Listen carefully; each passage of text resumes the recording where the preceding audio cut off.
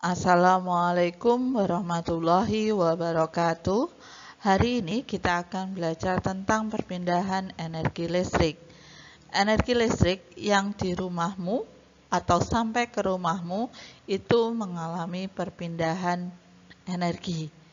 Jadi, energi listrik yang dihasilkan oleh pembangkit listrik tenaga air, pembangkit listrik tenaga uap, pembangkit listrik tenaga gas, pembangkit listrik tenaga nuklir, pembangkit listrik tenaga surya, itu bisa sampai ke rumahmu karena mengalami perpindahan energi. Perpindahan energi listrik. Energi listrik dapat berpindah dari pembangkit listrik ke rumah-rumah karena adanya arus listrik yang mengalir melalui kabel. Perpindahan ini dilakukan atau energi listrik dapat berpindah karena ada zat perantara atau zat penghantar. Zat penghantar ini atau bahan-bahan atau benda-benda yang dapat menghantarkan listrik itu dinamakan sebagai konduktor. Contoh konduktor listrik itu adalah benda-benda yang terbuat dari logam.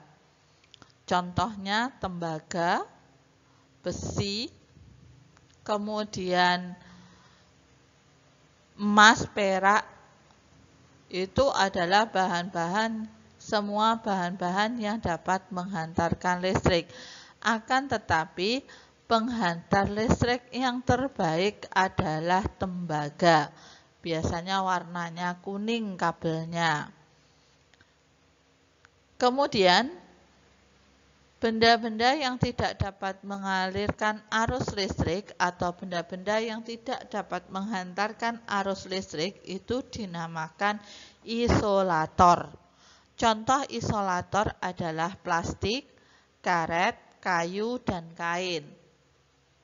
Biasanya alat-alat listrik itu contohnya kabel.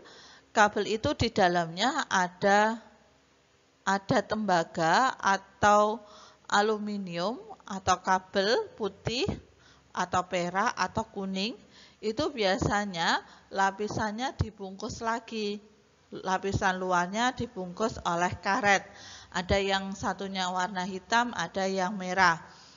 Itu adalah warna itu biasanya pada kabel itu menyimbolkan bahwa itu kutub positif dan kutub negatif. Sehingga ketika kabel itu disambung atau digabungkan, yang positif harus dengan positif, yang negatif harus dengan negatif. Sehingga terjadilah perpindahan energi listrik.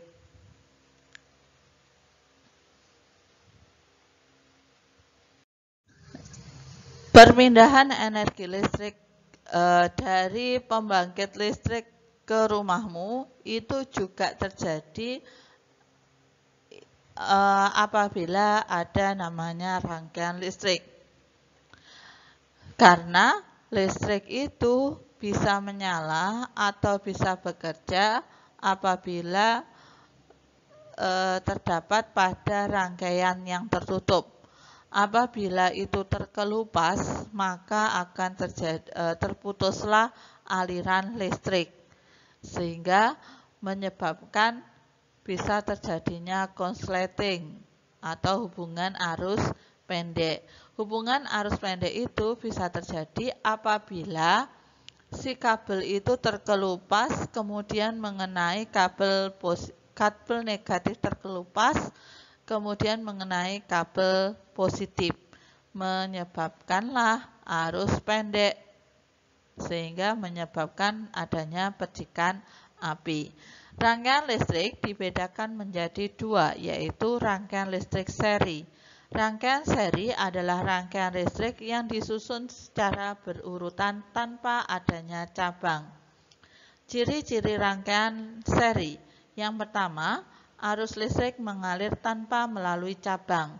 Yang kedua, jika salah satu alat listrik dimatikan, maka yang lain ikut mati. Contohnya apabila kelas 1 ini dirangkai seri dengan kelas 2, maka ketika kelas 1 itu dimatikan listriknya, maka kelas 2 juga ikut mati. Itu rangkaian seri. Yang ketiga, nyala lampu yang dihasilkan lebih redup. Karena rangkaian seri itu membagi tegangan. Jadi tegangannya sama, umpamanya 500. Maka lampunya, satu lampu, kalau dua lampu kelas 1 kelas 1, yang lampu kedua di kelas 2, maka lampu yang pertama tegangannya 250, yang lampu kedua itu juga 250. Jadi nyala lampunya yang dihasilkan lebih redup. Contoh penerapan rangkaian seri pada kehidupan sehari-hari adalah pada lampu senter dan lampu hias. Yang di bawah itu adalah contoh dari baterai yang disusun seri dan lampu yang disusun seri. Rangkaian listrik yang terakhir atau rangkaian listrik yang kedua adalah rangkaian listrik paralel. Rangkaian paralel adalah rangkaian alat listrik yang disusun secara sejajar sehingga berbentuk cabang di antara sumber arus listrik.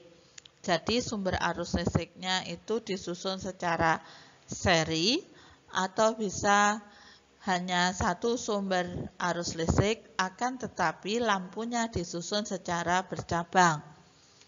Ciri-ciri rangkaian paralel. Yang pertama, arus listrik mengalir melalui dua cabang atau lebih. Seperti gambar yang di bawah.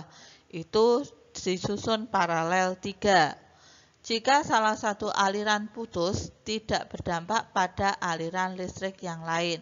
Jika lampu yang pertama mati, maka lampu kedua dan ketiga bisa hidup. Atau kasus yang tadi, ketika kelas 1 dan kelas 2 disusun, lampunya disusun paralel, maka ketika listrik di kelas 1 itu dimatikan, maka listrik atau lampu yang di kelas 2 juga tidak bisa, maksudnya listrik yang di kelas 2 bisa kita nyalakan.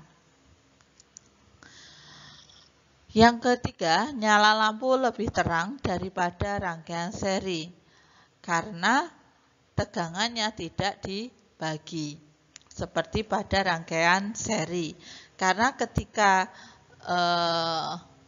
arusnya itu umpamanya 500 watts, kemudian yang kelas 1 itu dimatikan, kelas 2 dinyalakan, maka 500 tegangannya lampu itu juga 500 utuh.